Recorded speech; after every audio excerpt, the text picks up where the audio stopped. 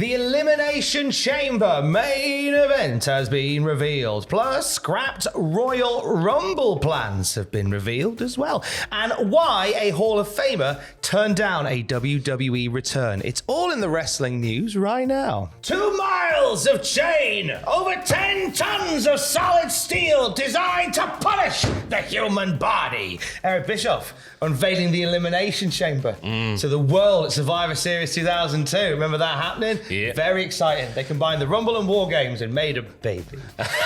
That is headline. And then we head to the Elimination Chamber on February the 18th, and the main event is set in stone. Yes, this comes from the Wrestling Observer, who say Roman Reigns versus Sami Zayn is now as confirmed as it can be for the Elimination Chamber main event in Montreal. Who's the daddy? It'd be Roman Reigns, probably. I'm not sure what the men's chamber match would be for, since you've got Cody Rhodes already in the main event of WrestleMania. Of course, this is WWE, and everything is subject to change, but major changes to planned pay-per-view shows have been left with Paul Levesque in charge. Now, obviously, since that quote, we know that the US title is going to be the men's chamber, but as we sort of alluded to in our first video of the day, those chambers, whilst they'll be fun, the number one contender for the Raw Women's title and the US title, Sami and Roman is that's what you're selling the show on. It's the main thing, isn't it? It's all about Jey Uso. If Jey Uso can even be there, does that not going into Canada thing stretch to now? Is that just a thing the Usos can't do? Because that's how this all started, didn't it? With the Usos not being able to cross the border, Sami Zayn backstage with Roman Reigns. Oh, yeah. I hope they can, because I think that's what makes it. You could go one way with Jey, or it's the other way with Jey going back into the bloodline now that he's left. It's all about the Jey. Yeah, Jey Uso should be making it about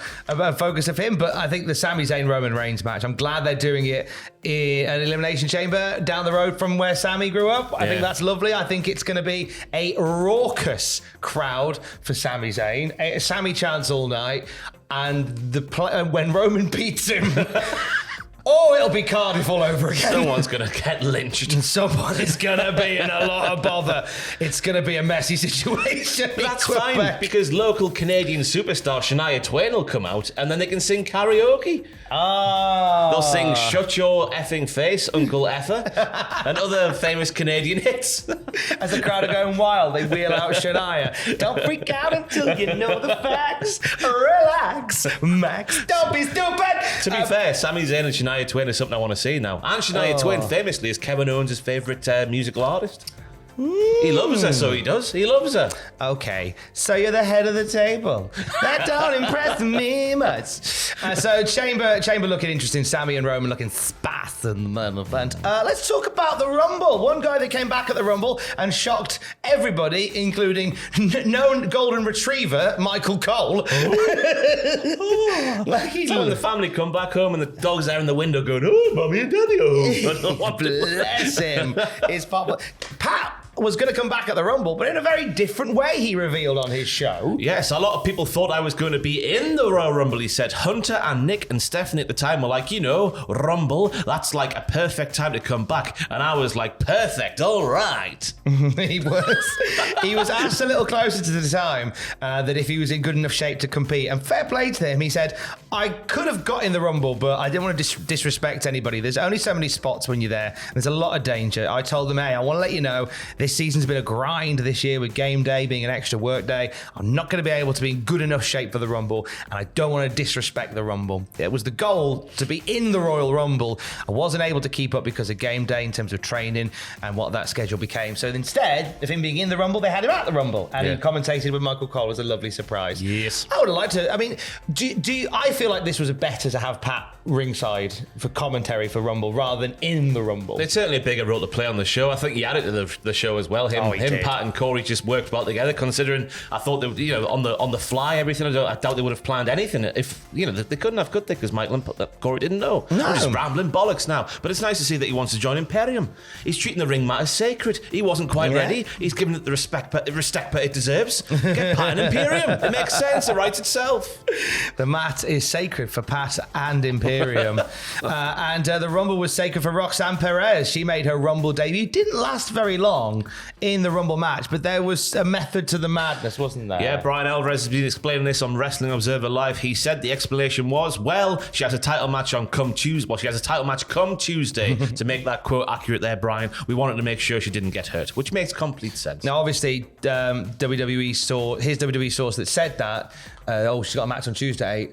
We believe was mistaken because obviously Tuesday is regular NXT, but then Saturday is on Vengeance Day. But we got what they meant in the sense that Roxanne's got a big title match. She's a big part of that. So I guess you don't want to run the risk of getting them injured ahead of that, but certainly want to give them the flowers and put them in the Rumble and go, let's, your first showing in the Rumble. And she did well for 5 minutes. She was flying around that ring like there was no tomorrow. She had a fine showing for all 5 minutes as she was in the Rumble. Buggered, Tom, let me tell you, because it's like when Stone Cold Steve Austin was feuding with Vince McMahon back in the day, right? And they had that match at whatever pay-per-view it was, where The Undertaker and Kane, and Vince was guaranteeing this new champion. Roxanne is Stone Cold, Toxic Attraction, or The Undertaker and Kane of the piece. That's what it's going to be like come Vengeance Day.